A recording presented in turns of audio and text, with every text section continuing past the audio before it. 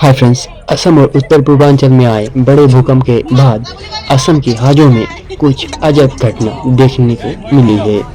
हाजों का ये जगह में आप देख सकते हैं कैसे लोग जमीन से तेल उठा रहे हैं। हाजों के लोग अपने गैलन्स और बोतल्स में भर भर के पेट्रोल और डीजल उठा के घर ले जा रहे हैं। वहाँ मौजूद लोकल लोग बताते हैं कि यह घटना शायद भूकंप के कारण कोई तेल का पाइप टूटने से सामने आया। प्राप्त खबर के अनुसार पुलिस और एडमिनिस्ट्रेशन को इसके बारे में जानकारी दी गई है, पर वहां के लोग पुलिस के पहुंचने से पहले ही अपने गैलन्स और बोतल्स भर के पेट्रोल और डीजल अपने घर ले जा रहे हैं।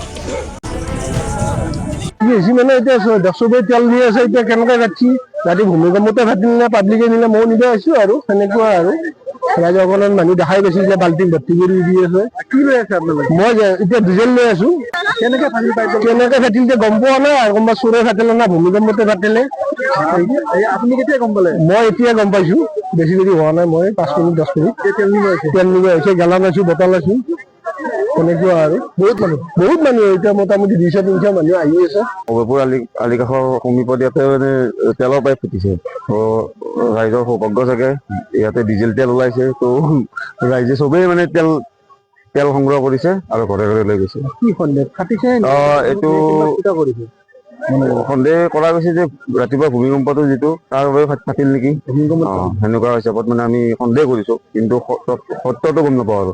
তো ৰাইজৰে সৌভাগ্য চাগে, তেল নিছে, ঘৰত লৈ গৈছে তেল লৈ। চাওক, মই ৰাতিপুৱা গম পালো যে ইয়াত অলপ তেলৰ মানে লিক হোৱা বুলি পেলাই, কিন্তু দেখিলো যে মানুহ চাৰিওফালৰ পৰা আহি আছে, মানুহে তেল লৈছে, পথাৰখন পাই চাৰিওফালে পানী তেলেৰে হৈ গৈছে। এতিয়াও মানুহবিলাকে গাঁত খান্দি খান্দি তেল লৈ আছে, কিন্তু এইটো আচলতে কোনো দুৰ্ভাগ্যজনিত বশতঃ হৈছে। কাৰণ যেতিয়া ৰাতিপুৱা 4টা বজা 20 মিনিটত ভূমিকম্পটো যেতিয়া 5.2 ৰিক্টাৰ স্কেলত গৈছিল, গতিকে সেই 5.2 ৰিক্টাৰ স্কেলৰ সময়তে নিশ্চয় সেই পাইপটো ফাটি গৈছে।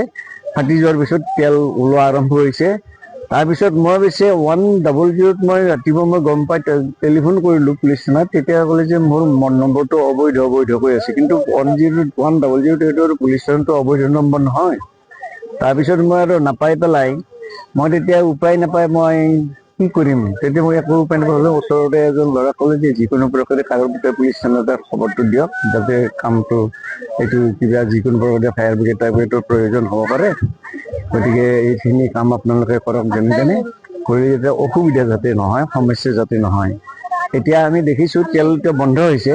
তেল হয়তো নিশ্চয় কোনোবা কৰ্তৃপক্ষই কাৰোবাৰ জৰিয়তে নিশ্চয় তেলটো বন্ধ কৰিছে, কিন্তু ঘটনাটো হ'ল কি এতিয়া যে কোনোবা মানুহ লৈ আছে, এইবিলাক যিবিলাক মাটিৰ ভিতৰত সোমাই গৈছে, গাঁত খান্দি খান্দি সেইবিলাক লৈছে, সেইটো আৰু কোনো অসুবিধাৰ সৃষ্টি নহয় বুলি পেলাই মই ভাবোঁ। সেইটোৱে আৰু কথা হ'ল কি যে আচলতে এইটো কোনো দুষ্কৃতিকাৰী কামটো কৰা নাই, এইটো আচলতে ভূমিকম্পৰ কাৰণেহে পাইপডাল ফাটি গৈছে বুলি পেলাই মোৰ এটা অনুমান।